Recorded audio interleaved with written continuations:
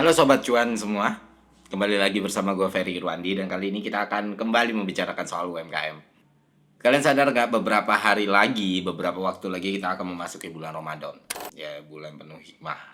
Ya, bulan yang ditunggu-tunggu oleh seluruh kaum muslim di seluruh dunia. Bicara soal Ramadan itu kita bisa membicarakan spektrum yang sangat luas kan. Kita bisa bicara soal aspek teologinya, kita bisa bicara soal sosialnya, kita bisa bicara soal masyarakatnya, tradisinya dan lain sebagainya. Dan salah satu yang bisa kita bicarakan adalah potensi ekonominya. Itu adalah salah satu momentum terbesar yang bisa dimiliki oleh unit usaha mikro, kecil, dan menengah. Kenapa demikian? Karena di bulan Ramadan UMKM punya potensi untuk meningkatkan omsetnya secara signifikan. Pertama kita harus paham dulu, di bulan Ramadan itu para pekerja mendapatkan THR, artinya ada kenaikan pendapatan yang bahkan menyentuh angka 200%. Jadi daya beli bertambah ketika bulan Ramadan karena ya pendapatan meningkat ya. Nah, ketika pendapatan meningkat, daya beli pun bertambah, maka orang-orang akan spend money di bulan Ramadan untuk makanan, pakaian dan lain sebagainya. Nah, disinilah kita bisa melihat peluang kalau unit usaha kita bisa sangat berkembang saat orang-orang memegang uang. Dan yang memegang uang itu bukan cuman kelas pekerja doang. Kita juga sudah tahu tradisi di Indonesia ya, yang mana di bulan Ramadan anak-anak pun, pelajar, mahasiswa juga mendapatkan apa yang namanya THR dari keluarganya. Artinya ekonomi bisa sangat berputar di situ. Artinya ketika kita bisa memanfaatkan situasi ini, maka itu akan mendatangkan margin profit yang signifikan buat unit usaha kita. Sekarang kita tinggal pelajari apa yang harus kita lakukan selama bulan Ramadan, karena ini nggak bisa instan dan butuh persiapan. Dan selain persiapan, selain strategi yang matang, kita juga butuh persiapan. Satu lagi yang kita butuh adalah ya budget produksi.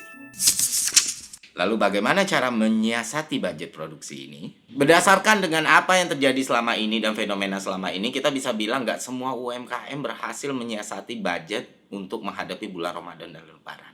Ya, banyak yang masih keteteran. Banyak yang punya idea, tapi modalnya nggak ada, ya kan? Nah, sekarang mumpung waktunya masih ada nih, itu ada beberapa hal yang bisa kita lakukan supaya budget ini bisa kita siasati. Jadi kita punya modal yang bisa kita putar untuk memenuhi semua demand yang membengkak saat bulan Ramadan ataupun Lebaran terjadi. Karena gini Pak, banyak yang punya ide, banyak yang punya konsep gitu, banyak yang punya gagasan, tapi yang budgetnya minim, akhirnya ya konsep itu nggak pernah terjadi. Dan waktu dia sadar, ya semua udah telat, bulan Ramadan udah lewat, Lebaran udah lewat. Dan jangan sampai kita masuk kepada golongan-golongan orang seperti itu ya kan. Makanya dari sekarang kita harus persiapkan bagaimana bisnis kita bisa menghadapi Ramadan ataupun Lebaran dengan baik. Karena kunci dari produktivitas dan ekspansi adalah cash flow. Cash flow adalah jantung dari sebuah usaha. Bagaimana kita mengatur cash flow adalah kunci bagaimana usaha kita berkembang di kemudian hari.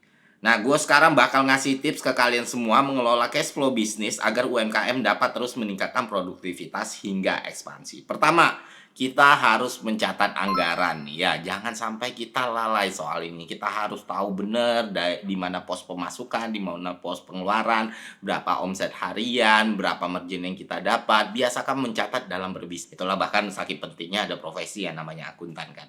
Nah, ini pun harus diterapkan sampai ke bisnis mikro sekalipun. Jangan pernah lupa mencatat.